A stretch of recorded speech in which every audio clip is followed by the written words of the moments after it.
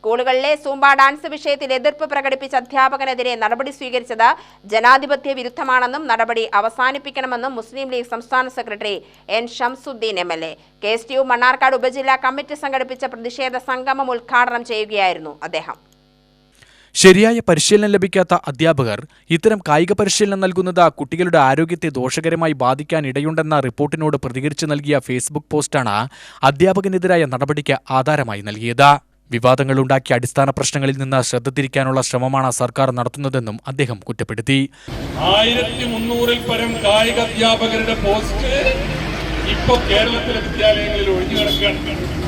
ബഹുമാനപ്പെട്ട മന്ത്രിയും മുഖ്യമന്ത്രിയൊക്കെ ചെയ്യേണ്ടത് ലഹരിക്കെതിരെ കായിക വിനോദമാണ് പരിഹാരമെങ്കിൽ സൂംബ ഡാൻസ് അത് താല്പര്യമുള്ളവർക്ക് നടത്തിക്കോ കൊടുത്തോ, അതല്ല പറയണത്.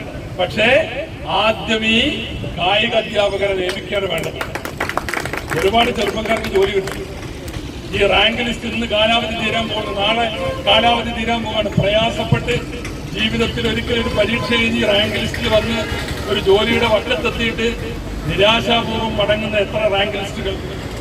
ഉപജില്ലാ പ്രസിഡന്റ് സലീം നാലകത്ത് അധ്യക്ഷനായി. TV ഇബ്രാഹിം MLA മുഖ്യപ്രഭാഷണം നടത്തി.